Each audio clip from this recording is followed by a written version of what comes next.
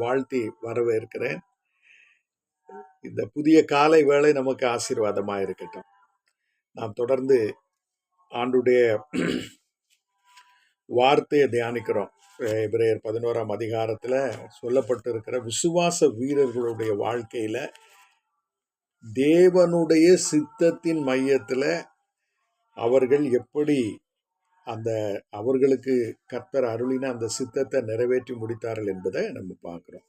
ஏற்கனவே நம்ம ஆபேல் மற்றும் ஏனோக்கு, நோவா போன்ற தேவனுடைய மனுஷர்களை பார்த்தோம். இன்றைக்கு ஆபிரகாமை பற்றியும் அவருடைய அந்த சித்தம் நிறைவேறுதலை பற்றியும் நம்ம பார்க்க போகிறோம். ஆபிரகாம் இதை குறித்து நம்ம என்ன வசனம், 8ஆம் வசனத்தை நீங்கள் பார்த்தீங்கன்னா 11:8, விசுவாசத்தினாலே ஆபிரகாம் தான் சுதந்திரமாக பெறப்போகிற இடத்திற்கு போகும்படி அழைக்கப்பட்ட போது கீழ்ப்படிந்து தான் போகும் இடம் இன்னதென்று அறியாமல் புறப்பட்டு போனார். விசுவாசத்தினால் ஆபிரகாம் தான் சுதந்திரமாக பெறப்போகிற, அது வருகிறதா இருக்கிறது. ஆண்டவர் ஒரு திட்டம் வச்சிருக்கிறார். ஆபிரகாமுக்குன்னு ஒரு திட்டம் வச்சிருக்கிறார். இப்ப நோவாவினுடைய திட்டம் என்ன? நியாய தீர்ப்பு இந்த உலகத்திற்கு உண்டு. முதல் நியாய தீர்ப்பு அது அக்கிரமத்தை அகற்ற ஆண்டவர் ஜலப்பிரளயத்தை அனுப்பினார், ஜலத்தை அனுப்பினார், தண்ணீரை அனுப்பினார். இன்னைக்கு பார்த்தீங்கன்னா ஞான ஸ்நானம் என்ற அந்த சாக்கிரமந்து, இந்த உடன்படிக்கை, நம்முடைய ஞான ஸ்நானம் நம்ம பெறும்போது பாவத்திற்கு செத்து நீதிக்கு பழைக்கிறோம்.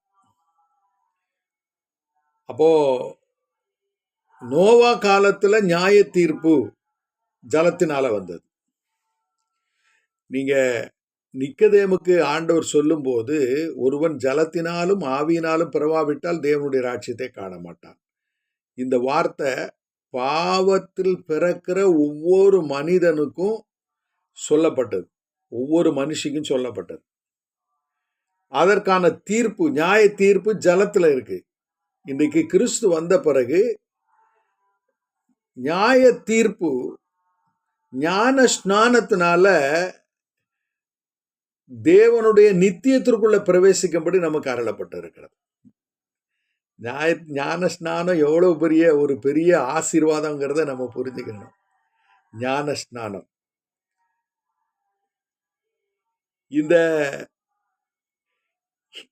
இந்த சத்தியங்களை நம்ம புரிந்து கொண்டு, இது ஆதியில தேவன் திட்டம் பண்ணின ஒரு சத்தியம்.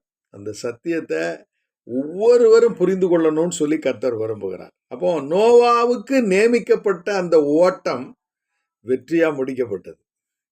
அதற்கு அடுத்து இந்த விடுதலை திட்டத்துல அடுத்த நபர் யாருன்னா ஆபிரகாம். ஆபிரகாமை தான் கர்த்தர் அவரை தான் அவருடைய கண்கள் நோக்கி பார்த்து கொண்டிருக்கிறது. அந்த வசனத்துல நம்ம என்ன பார்க்கிறோம்? 7ஆம் 6ஆம் 8ஆம் வசனத்துல ஆபிரகாம் தான் சுதந்திரமாக பெறப்போகிற தேசத்திற்கு, இடத்திற்குன்னு சொல்லியிருக்கு. சுதந்திரமாக பெறப்போகிற தேசத்திற்கு புறப்பட்டு போய் அழைக்கப்பட்ட போது கீழ்ப்படிந்து தான் போகும் இடம் இன்னதென்று அறியாமல் புறப்பட்டு போனார். அப்போ ஆபிரகாமுக்கு கர்த்தர் வைத்திருந்த திட்டம், அந்த விடுதலை பயணத்துல திட்டம் என்ன தெரியுமா? விடுதலை தேசமாகிய கானானை சுதந்தரிப்பதற்காக அவருக்கு அந்த திட்டம் வழங்கப்பட்டது. விடுதலை தேசம் இஸ்ரவேலருக்கு கானான் தேசம், புது உடன்படிக்கை இஸ்ரவேலருக்கு அது பரம கானான். நாம பூமியில ஒன்னையும் சுதந்திரிக்க மாட்டோம். இங்க பரதேசியம். நாம இந்த உலகத்துல நிச்சயமற்ற ஒரு வாழ்க்கையில நாம பரதேசிய போல, ஆபிரகாமை போல பரதேசிய போல கூடாரங்களில் வாழ்ந்து இந்த பரம கானான போய் அடையணும். அதுதான் நமக்கு ஆண்டவர் வைத்திருக்கிற திட்டம். அப்போ பழைய ஏற்பாட்டு நீதிமான் என்று கருதப்படுகிற ஆபிரகாமுக்கு கர்த்தர் வைத்திருந்த அந்த சித்தம் என்ன என்றால், அந்த வாக்குத்தத்தம் பண்ணப்பட்ட தேசத்துக்கு போய் சேருவது. அதுதான் ஆண்டவர் அவருக்கு வைத்திருக்கிற திட்டம். நீங்க ஆபிரகாமை பற்றி முழுவதும் படிக்கணும்னா வேதம் முழுக்க இருக்குது. அதை முழுசும் நம்ம ஆராய்ந்து படிக்கணும். அதுல குறிப்பா அவருடைய வாழ்க்கை, வாழ்ந்த வாழ்க்கை எப்படி கிறிஸ்துநாதருடைய வாழ்க்கை 4 சுவிசேஷங்கள்ல பதிவு செய்யப்பட்டிருக்கோ அதே மாதிரி ஆபிரகாமுடைய வாழ்க்கை, முழு வாழ்க்கை பதிவு செய்யப்பட்டிருக்கிறது. அது ஆதியாகமம் 11ஆம் அதிகாரம் 31, 32 வசனங்கள்ல துவங்கி ஆதியாகமம் 25ஆம் அதிகாரம் அந்த 7ஆம் வசனத்தோட அது முடிஞ்சிருது.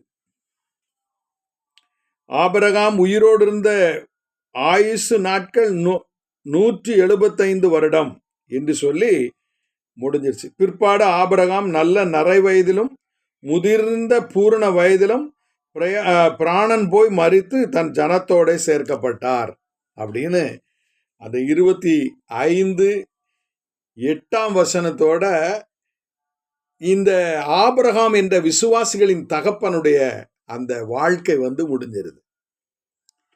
இந்த வாழ்க்கையில அவர் பல காரியங்களை நம்ம படிக்கிறோம். நீங்க முழுவதும் இதை கருத்தா படிக்கணும். ஒவ்வொரு வசனமா, ஒவ்வொரு எழுத்தா அல்லது வாக்கியமா, வார்த்தையா நீங்க கவனமா படிக்கும்போது ஆபிரகாமை குறித்த சித்தத்தை ஆண்டவர் படிப்படியா வெளிப்படுத்துறத நம்ம பார்க்க முடியும்.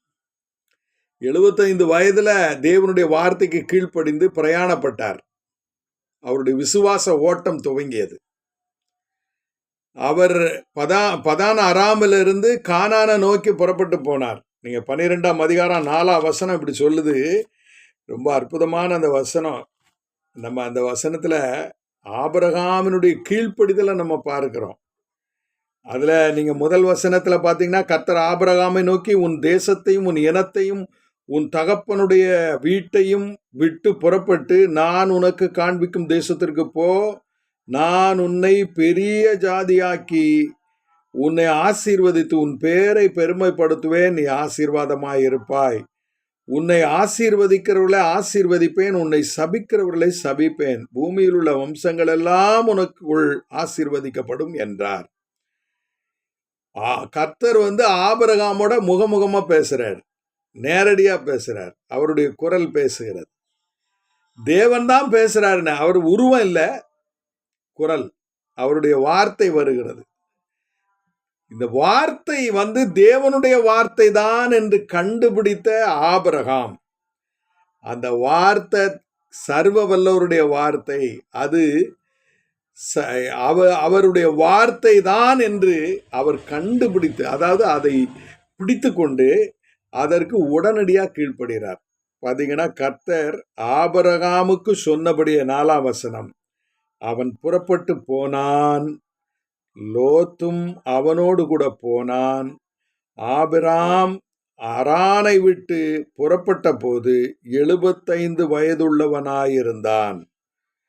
5ஆம் வசனம், ஆபிராம் தன் மனைவியாகிய சாராளையும் தன் சகோதரனுடைய குமாரனாகிய லோத்தையும் தங்கள் சம்பாதித்திருந்த தங்கள் சம்பத்தெல்லாவற்றையும் அரானிலே சவதரித்த ஜனங்களையும் கூட்டிக் கொண்டு அவர்கள் கானான் தேசத்திற்கு புறப்பட்டு போய் கானான் தேசத்தில் சேர்ந்தார்கள்.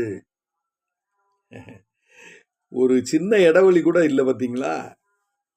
தேவனுடைய வார்த்தை ஆபிரகாமுக்கு கிடைத்த உடனே அவர் ஆவியிலே உணர்ந்தது, இது சர்வ வல்லவருடைய குரல்,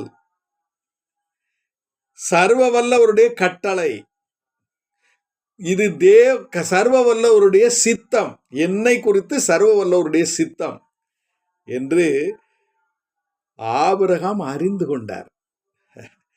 நம்முடைய விசுவாச ஓட்டத்துல நம்முடைய தேவனுடைய குரலை நம்ம கண்டுகொள்ளணும். நீங்க நம்முடைய ஆண்டவர் யோவான் 10ஆம் அதிகாரத்துல ஒரு வார்த்தை எப்படி சொல்றார், என் ஆடுகள் என் சத்தத்திற்கு செவி கொடுக்கிறது. யோவான் 10ஆம் அதிகாரம் அந்த வசனத்துக்கு ரொம்ப அற்புதமான ஒரு வசனம். 10ஆம் அதிகாரம் அந்த அந்த வசனத்தில் அவர் இப்படி சொல்றாரு பாருங்க. 15ஆம் வசனம், 14 இருந்தே வாசிக்கிறேன். நானே நல்ல மேய்ப்பன், பிதா என்னை அறிந்திருக்கிறது போல நானும் பிதாவை அறிந்திருக்கிறது போலவும், நான் என்னுடையவைகளை அறிந்தும் என்னுடையவைகளால் அறியப்பட்டும் இருக்கிறேன். 27ஆம் வசனம், என் ஆடுகள் என் சத்தத்திற்கு செவி கொடுக்கிறது, நான் அவைகளை அறிந்திருக்கிறேன், அவைகள் எனக்கு பின் செல்லுகிறது. 16ஆம் வசனம் பாருங்க, இந்த தொழுவத்தில் உள்ளவைகள் அல்லாமல் வேறு ஆடுகளும் எனக்கு உண்டு, அவைகளையும் நான் கொண்டு வர வேண்டும், அவைகள் என் சத்தத்திற்கு செவி கொடுக்கும். இந்த ஆடு மேய்ப்பன், அதாவது பிதா அவருடைய பிள்ளைகள், அதாவது சர்வ வல்லவர் பேசுகிறார் என்று யார் புரிந்து கொள்ளுவான்னா, ஏற்கனவே அவருடைய சத்தத்தை இனங்கண்டு, இவர்தான் என் மெய்ப்பர், இவர்தான் என் தகப்பன், இவர்தான் என்னை ஆளுபவர் என்று ஏற்கனவே அனுபவப்பட்டவர்கள் மட்டும்தான் அவருடைய வார்த்தைக்கு கீழ்ப்படிவார்கள். அப்ப ஆபிரகாமினுடைய தகப்பன் வார்த்தைக்கு, ஆண்டவருடைய வார்த்தைக்கு கீழ்ப்படிஞ்சு ஊர் என்னும் கல்தேயர் பட்டணத்திலிருந்து பதானாராம் வந்தார். பதானாராமில் ஒரு வளமான ஒரு பகுதி அதுன்னு கண்டு அங்கே தங்கிட்டார். ஆனா இந்த ஆபிரகாம் தேவனுடைய, அதாவது தன்னுடைய தகப்பனுடைய அந்த அந்த பயணத்தை, அவர் துவங்கின அந்த பயணத்தை அவர் சந்தித்த தேவனின் மூலமாக மீண்டும் உறுதி பண்ணப்பட்டதினாலே உடனடியாக அவர் கீழ்ப்படிந்து அந்த கானான் தேசத்திற்கு போனார். அங்க வசனம் இப்படி சொல்லுது, ஆபிரகாம் தன் மனைவியாகிய சாராயையும் தன் சகோதரனுடைய குமாரனாகிய லோத்தையும், அப்புறம் பாருங்க, தாங்கள் சம்பாதித்திருந்த தங்கள் சம்பத்தெல்லாவற்றையும், அதோட மட்டுமில்ல, சம்பத்து மட்டுமில்ல, அரானிலே சவதரித்த ஜனங்களையும் வேலைக்காரர்களையும்,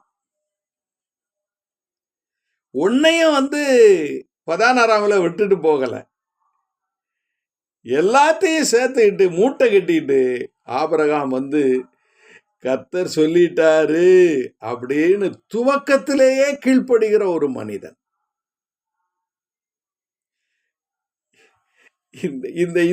இந்த இடத்துல விசுவாசத்துல நான் இந்த ஆபிரகாம் எப்படி விசுவாசித்து நடக்கிறாருங்கிறத நம்ம இதுல இருந்து நம்ம பார்க்கலாம். தேவனுடைய வார்த்தை வருகிறது, அது தேவனுடைய வார்த்தை தான் என்று கண்டுபிடிக்கிறார். தேவனுடைய வார்த்தை தான் கண்டுபிடிச்ச உடனே செயலில் இறங்குகிறார். தாமதிக்காமல் அவர் உடனடியாக புறப்படுகிறார். அப்படி புறப்பட்டு போகும்போது அவர் வேதம் அவரை பற்றி என்ன சொல்லுகிறது என்றால், தான் போகிற இடம் இன்னதென்று அறியாமல் புறப்பட்டு போனார். அப்படின்னா என்ன அர்த்தம்? அந்த தேசத்துல குடியிருக்கிற மக்கள் எப்படிப்பட்ட மக்கள், அந்த தேசத்தினுடைய மண் எப்படிப்பட்டது, அங்க இருக்கிற கலாச்சாரம் என்ன, அங்க இருக்கிற வசதிகள் என்ன, அங்க இருக்கிற சவால்கள் என்ன, எதுவுமே அவருக்கு தெரியாது. நீங்க அந்த வசனத்தை பாருங்க, 8ஆம் வசனத்துல, விசுவாசத்தினாலே ஆபிரகாம் தான் சுதந்திரமாக பெறப்போகிற இடத்திற்கு போகும்படி அழைக்கப்பட்ட போது கீழ்ப்படிந்து தான் போகும் இடம் இன்னதென்று அறியாமல் புறப்பட்டு போனார். இந்த ஓட்டத்துல நீங்க பாத்தீங்கன்னா தேவனையே நம்பணும். அதுதான் அந்த விஷயம்.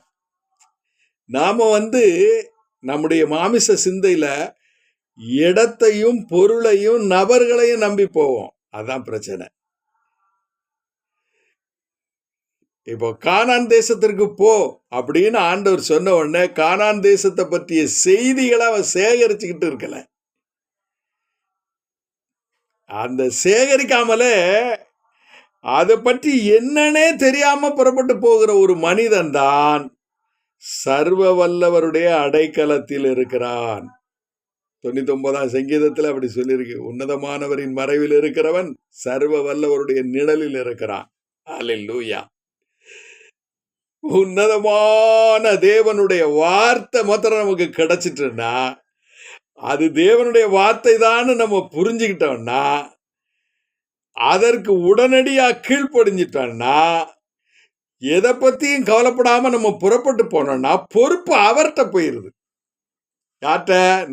நம்மளை பார்க்கிற, அதாவது நம்மை காக்கிற, நம்மை நடத்துகிற, நம்மை வழி நடத்துகிற, நமக்கு பாதுகாப்பு அளிக்கிற, நம்முடைய ஜீவனை காக்கிற, நம்முடைய வசதிகளை கொடுக்கிற, எல்லாம் அவருடைய பொறுப்புக்கு போயிருது. நமக்கு ஒண்ணுமே கிடையாது. நம்ம போறது மட்டும்தான். அவர் சுற்றிலும் வெளியடைக்கிறார், பாதுகாக்கிறார், அங்கு இருக்கிற ஜனங்களை எச்சரிக்கிறார், பாதையை உண்டாக்குகிறார், போகிற இடத்திலெல்லாம் அவர் ஜெயத்தை கொடுக்கிறார். விசுவாச ஓட்டத்தினுடைய மகிமை இதுதான். நமக்குன்னு ஒரு திட்டத்தை வச்சுக்கிட்டு, ஒரு ப்ளூ பிரிண்ட போட்டுக்கிட்டு, அந்த திட்டத்தை ஆண்டவர் நமக்காக நிறைவேற்றி கொடுக்கணும்னு முழங்கால் போட்டு அழுதுகிட்டு இருக்க கூடாது. அது நம்முடைய திட்டம். அந்த திட்டத்தை நிறைவேற்றுகிற பொறுப்பு நமக்கு மட்டும்தான் உண்டு, ஆண்டவருக்கு கிடையாது. ஆனா ஆண்டவருடைய திட்டத்திற்கு நீங்க இணங்குனீங்கன்னா, உங்களை பற்றிய சகல பொறுப்பும் அவர்கிட்ட போயிருது. நீங்க படிச்சு பார்த்தீங்கன்னா, ஆபிரகாம் எகிப்துக்கு போவான், சீகேமுக்கு போவான், எங்கெங்கெல்லாமோ போவான், யார் யாரெல்லாமோ எதிர்த்து வருவாங்க, யார் யாரெல்லாமோ பிரச்சனை பண்ணுவாங்க. அவன் படுத்தா நித்திரை பண்ணான், அழகா சுகமா நித்திரை பண்ணான். பொறுப்பு கர்த்தர்ட்ட போயிட்டு. பார்வோனை ராத்திரியில எச்சரிக்கிறார். அபிமெலேக்க அவன் படுக்கறையில போய் சந்திக்கிறார். சந்திச்சு எச்சரிக்கை, நீ தொடுகிறவன் யார் தெரியுமா? என்னுடைய தீர்க்கதரிசி. அதனாலதான் வேதம் சொல்லுது, உன்னை காக்கிறவர் உறங்குவதும் இல்லை, தூங்குகிறதும் இல்லை. இஸ்ரவேலை காக்கிறவர் உறங்குகிறதும் இல்லை, தூங்குகிறதும் இல்லைன்னா, ஆண்டவருக்கு பொறுப்பு இருக்குன்னா நம்ம அவரை விசுவாசித்து அவருடைய நம்முடைய வாழ்க்கையை நடத்தணும். அதான் விஷயம். தரிசித்தல்ல, விசுவாசித்து நடக்கணும். ஆபிரகாமுக்கு இது எப்படி கிடைச்சது? இது எப்படி ஆபிரகாமுடைய வாழ்க்கையில வாச்சது? தொடர்ந்து தேவ சத்தத்தை கேட்க வாஞ்சை உள்ள மனிதன், தொடர்ந்து தேவனுடைய சத்தத்தை கேட்கிற வாஞ்சை உள்ள ஒரு மனிதன் தான் அந்த ஆபிரகாம். ஏன் அப்படி சொல்றேன்னா, அந்த நாட்கள்ல தேவனுடைய வார்த்தை அவனுக்கு கிடைச்ச உடனே தன்னுடைய வாழ்க்கையை தேவ சித்தத்திற்கு அர்ப்பணித்து தன்னுடைய பயணத்தை தேவ சித்தத்தை நோக்கி திருப்பி விட்ட இந்த ஆபிரகாம் தேவனோடு சஞ்சரிக்கிறத அவன் வாஞ்சித்து விரும்பினான். அதை குறித்து என்ன சொல்லுது அப்படின்னா, நீங்க ஆதியாகமம் 18ஆம் அதிகாரத்துல நீங்க பாத்தீங்கன்னா 22ஆம் வசனம், அதனுடைய பிற்பகுதி, ஆபிரகாமோ பின்னும் கர்த்தருக்கு முன்பாக நின்று கொண்டிருந்தான். என்ன அற்புதமான ஒரு வார்த்தை பதிவு செய்யப்பட்டிருக்கு பாருங்க. தேவனுடைய சமூகத்துல நிற்கிற மனிதன் எவ்வளவு பேர் பெற்ற மனிதன் தெரியுமா? நம்முடைய அனுபவம், நம்முடைய செல்வாக்கு, நம்முடைய அதிகாரம், இவைகளை நம்பாம தேவனுடைய சமூகத்துல நிக்கிறது தான், தேவனுடைய சமூகத்தை சார்ந்து கொள்ளுகிறது தான், முழுவதுமாய் சார்ந்து கொள்ளுகிறது தான் இந்த விசுவாச வாழ்க்கையினுடைய ஓட்டத்தின் பெரிய வெற்றியா இருக்கிறது. நீங்க ரோமர் 3ஆம் அதிகாரத்துல ஒரு வாக்கியம் இருக்குது பாருங்க. 3ஆம் அதிகாரம் பார்த்தீங்கன்னா, 3ஆம் அதிகாரத்துல ஆபிரகாமை பற்றி சொல்லும் போது பார்த்தீங்கன்னா, ஆபிரகாமுக்காக மட்டுமல்ல, ரோமர் 4ஆம் அதிகாரம் 23ஆம் வசனம், 23ஆம் வசனம், அது அவனுக்கு நீதியாக எண்ணப்பட்டது என்பது அவனுக்கு மாத்திரமல்ல. நமக்காகவும் எழுதப்பட்டிருக்கிறது. ஆபிரகாம் விசுவாசித்து நடந்தார். கிட்டத்தட்ட 3700 ஆண்டு 800 ஆண்டுகளுக்கு முன்னால நடந்தது நம்ம படிக்கிறோம். 3800 4000 ஆண்டுகளுக்கு முன்னால் நடந்தது அது. இன்றைக்கு அந்த அந்த தரிசித்து அந்த விசுவாசித்து நடந்த ஆபிரகாமுக்கு சொன்னத ஆண்டவர் நமக்கு என்ன சொல்றாரு பாருங்க. அது ஆபிரகாமுக்கு நீதியாக எண்ணப்பட்டது என்று என்பதும் அவனுக்காக மாத்திரமல்ல நமக்காகவும் எழுதப்பட்டிருக்கிறது. நம்முடைய கர்த்தராகிய இயேசு கிறிஸ்து மரித்தோரிலிருந்து எழுப்பின வரை விசுவாசிக்கிற நமக்கு அப்படியே எண்ணப்படும். கிறிஸ்துவ விசுவாசிக்கிற நமக்கு அப்படியே எண்ணப்படும். அப்ப விசுவாச ஓட்டத்துல முதல் படி தேவனுடைய சத்தம் என்று கண்டுபிடிப்பது. 2வது படி உறுதியா அதை பிடிச்சுக்கிட்டு நாம முன்னேறி நாம ஆண்டுடைய சித்தத்தை நோக்கி நம்முடைய முகத்தை திருப்பி நடப்பது. இந்த 2ஐயும் நம்ம செஞ்சிட்டோம்னா நம்முடைய விசுவாச ஓட்டத்துல பாதுகாப்பு, எதிர்காலம், வளமை, ஆசீர்வாதம் எல்லாம் டோட்டலா அதுக்குள்ள இருக்கு. நீங்களும் நானும் ஆபிரகாமை போல மாறணும். அப்பதான் நம்ம விசுவாச சந்ததி. அந்த சிந்தை நமக்குள்ள இருக்கணும். அதுதான் வேதம் நமக்கு கற்றுக் கொடுக்கிற பாடம். ஆபிரகாம் வெற்றி பெற்று பரலோகம் போயிட்டார். நீங்களும் நானும் இன்னைக்கு அந்த ஓட்டத்தை ஓடிக்கிட்டு இருக்கிறோம். எங்க பதான் அராமிலிருந்து கானானை நோக்கி ஆபிரகாம் புறப்பட்டு போன அந்த நாட்களை நம்ம நினைச்சு பார்ப்போம். சரி, கானானுக்கு போன பிறகும் கானானுல ஒரு அடி நிலம் கூட சொந்தமா இல்லாத போதும் தேவன் அந்த தேசத்தையே கொடுப்பாருன்னு நம்பிக்கிட்டு இருக்கிறார். அவருடைய மனைவி சாராள் சாகும் வரை அந்த பகுதியில ஒரு அடி நிலம் கூட அவருக்கு சொந்தம் கிடையாது. பிரேதம் விழுந்துருச்சு, அடக்கம் பண்ண இடம் கிடையாது. ஆனா கர்த்தர் என்ன சொன்னார்? இந்த தேசத்தெல்லாம் உனக்கு கொடுப்பேன், நீ மேற்கே கிழக்கே வடக்கே தெற்கே நீ எவ்வளவு நடக்க முடியுமோ நட, அதை நான் உனக்கும் உன் சந்ததிக்கும் கொடுப்பேன்னு ஆண்டவர் வாக்கு பண்ணார். ஆனா ஆபிரகாம் தன் வாழ்க்கையில கல்லறை தோட்டத்தை தவிர வேற ஒண்ணு இல்லை. கல்லறை தோட்டம் மட்டும்தான். அந்த மக்பேலாவினுடைய அந்த அந்த அந்த என்ன சொல்லுவது, அந்த கல்லறை தோட்டத்தை மட்டும் அவர் பெற்றாரே தவிர அந்த கானான் தேசத்தை முழுவதும் அவர் சுதந்திரிக்க முடியல. ஆகையினாலதான் வேதம் அதை குறித்து நமக்கு திட்டமா என்ன எழுதுகிறது? எபிரேயர் 11ல் பாத்தீங்கன்னா நீங்க அந்த அந்த காத்துல பாருங்க, அழகா சொல்லுவார். 33ஆம் வசனம் 11:33, விசுவாசத்தினாலே அவர்கள் ராஜ்யங்களை ஜெயித்தார்கள், நீதியை நடப்பித்தார்கள், வாக்கு தத்தங்களை பெற்றார்கள், சிங்கங்களின் வாயை அடைத்தார்கள், அக்கினியின் உக்கிரகத்தை அவிழ்த்தார்கள், பட்டய கருக்குக்கு தப்பினார்கள், பலவீனத்திலே பலன் கொண்டார்கள், யுத்தத்திலே வல்லவர்கள் ஆனார்கள். பாத்தீங்கன்னா அவங்க தூரத்துல கண்டு அதை அணைத்து கொண்டு அவர்கள் புறப்பட்டு போனார்கள். பிரியமான தேவனுடைய பிள்ளைகளை, விசுவாச ஓட்டம் என்பது தேவனுடைய குரலை கண்டுபிடிக்கணும். தேவன் தான் பேசுறாருன்னு தெரியணும். தேவனை போல பேசுகிற பிசாசும் இருக்கிறான்.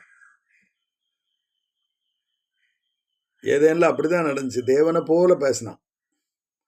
நீங்க சாகவே சாவதில்லைன்னா, அவர் சாகவே சாவீர்கள் சாவதில்லைன்னா, உங்களுடைய கண்கள் திறக்கப்படும்னா, நீங்க தேவர்களை போல மாறுவீங்கன்னு சொன்னா. தேவனுடைய சத்தத்தை கரெக்டா நம்ம பிடிக்கணும். இக்கட்டான சூழ்நிலையில, நெருக்கடியான சூழ்நிலையில கர்த்தருடைய சத்தம் நம்முடைய செவிகளில ஒலிக்கும்.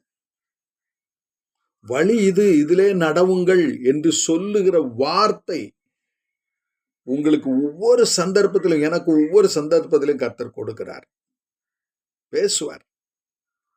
ஆபிரகாமோடு பேசின கர்த்தர் என்னோடும் பேசுகிறார். ஆபிரகாமுக்கு கொடுத்த வாக்குத்தத்தத்தை எனக்கும் அவர் கொடுக்கிறார். நான் கீழ்ப்படிந்தால் ஆபிரகாமுக்கு கொடுத்த சகல சிலாக்கியமும் எனக்கும் கொடுக்கிறார். ஒன்ன கூட குறைக்க மாட்டார். ஒரு உறுப்பை கூட அவர் குறைக்க மாட்டார். எல்லாத்தையும் அவர் பூரணமா நமக்கு கொடுப்பார். விசுவாச ஓட்டத்துல ஆபிரகாம் பெற்ற சிலாக்கியம் மாதிரி வேற யாரு பெற முடியும்? அவர் வென்று நிற்கிற ஒரு திருஷ்டாந்தம். பிரியமான தேவனுடைய பிள்ளைகளே, நம்முடைய மைண்ட, நம்முடைய சிந்தைய மாற்றணும். அதுதான் ஆண்டவர் விரும்புகிறார். அப்போஸ்தலனாகிய பவுல் அதை குறித்து எழுதும்போது, கிறிஸ்தேசுவின் சிந்தை உடையவர்களாய் இருங்கள்னு ஆண்டவர் சொல்லுகிறார். ஆபிரகாமை எப்படி கீழ்ப்படிந்தாரோ, 100% கீழ்ப்படிந்தாரோ, அதே போல கிறிஸ்துவும் 100% கீழ்ப்படிந்தார். ஆகையினாலதான் அப்போஸ்தலனாகிய பவுல் சொல்லுகிறார், கிறிஸ்தேசுவின் சிந்தையை உங்களிலும் இருக்க கடவது என்று சொல்லுகிறார். நீங்க கிறிஸ்துவின் சிந்தை இல்லாம இந்த விசுவாச ஓட்டத்துல ஓடவே முடியாது. ஒரு நாள் கிறிஸ்துவின் சிந்தை இருந்தது, மறுநாள் மாமிச சிந்தை வருதுன்னா, நாம நம்முடைய ஓட்டத்துல நம்ம எப்படிதான் இருப்போம்? நாம விழுந்து எழுந்து விழுந்து எழுந்து விழுந்து எழுந்து இப்படிதான் இருக்கும். வேதம் என்ன சொல்லுகிறதுனா, கர்த்தர் உங்களுக்கு வாக்குத்தத்தம் பண்ணிட்டார்னா அதை கட்டாயம் நிறைவேற்றுவார். நீங்க அதை நோக்கி தான் பிரயாணம் பண்ணணும். அதை நோக்கி பிரயாணம் பண்ணாம நீங்க முரட்டாட்டம் பண்ணக்கூடாது. நான் முரட்டாட்டம் பண்ணக்கூடாது. ஆபிரகாமோட லோத்து புறப்பட்டான். தீர்மானம் நல்லதுதான். லோத்தினுடைய தீர்மானம் நல்லதுதான். லோத்தினுடைய தீர்மானம் நல்லதா இருந்தாலும் அந்த லோத்து கடைசி வரைக்கும் ஆபிரகாமை பற்றி போகல. இடையில சோவாருக்கு போற பாதையில போயிட்டான். சோதோம் குமரா பட்டணத்திற்கு எதிர போய் கூடாரத்தை போட்டு அது ஏதேன போல இருக்குதுன்னு அங்க போய் உட்கார்ந்துட்டான். ஒரு நாள் 2 நாள் ஓட்டம் அல்ல, வாழ்நாள் பூரா முழுவதுமாக அவருடைய சித்தத்தின் மையத்துல இருக்கணும். அப்படி இருந்தோம்னா சகல பாதுகாப்பு, சகல ஆசீர்வாதம் எல்லாம் நமக்கு கொடுப்பார். 100% கொடுப்பார். ஏன்னா அவர் மரித்து போனவர்களுக்கு தேவன் அல்ல, அவர் ஜீவனுள்ளவருக்கு தேவன். எப்படி சொல்றார் தெரியுமா? நான் ஆபிரகாமின் தேவன், ஈசாக்கின் தேவன், நான் யாக்கோபின் தேவன் அப்படின்னு சொல்லிட்டு, நான் மரித்தோரின் தேவன் அல்ல, ஜீவன் உள்ளோரின் தேவன். அப்போ ஆபிரகாம் மரித்தும் பேசுகிறார், ஆபேல் மரித்தும் பேசுகிறார், நோவா மரித்தும் பேசுகிறார். அப்ப இவரெல்லாம் எங்க இருக்கிறாங்க? அவரோட கூட இருக்கிறாங்க.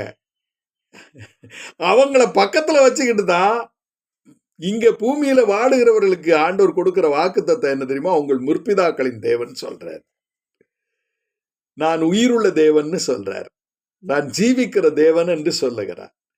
நம்முடைய விசுவாசத்தை வர்த்திக்க பண்ணத்தான், நம்முடைய விசுவாசத்தை ஆழமாக்கத்தான், அவர் மேல நம்ம வைத்திருக்கிற அந்த அளவற்ற அந்த ஆசீர்வாதத்தை பெருக்குவதற்காகத்தான் இவைகளை கர்த்தர் சொல்றார். நான் ஆபிரகாமின் தேவன், ஈசாக்கின் தேவன், யாக்கோபின் தேவன்.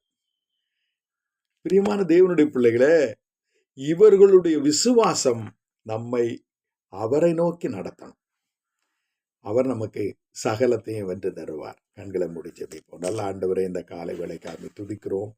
தொடர்ந்து எங்களோடு பேசும், எங்களை நடத்துவீராக. விசுவாசத்தின் ஆண்டவரே கர்த்தாவே, இந்த மகிமையான கர்த்தாவே ஆண்டவரே பாடங்களை உறுதியாக கற்றுக்கொண்டு நாங்கள் வாழ எங்களுக்கு உதவி செய்யும். இயேசுவின் நாமத்தில் வேண்டுகிறோம் நல்ல பிதாவே, ஆமென்.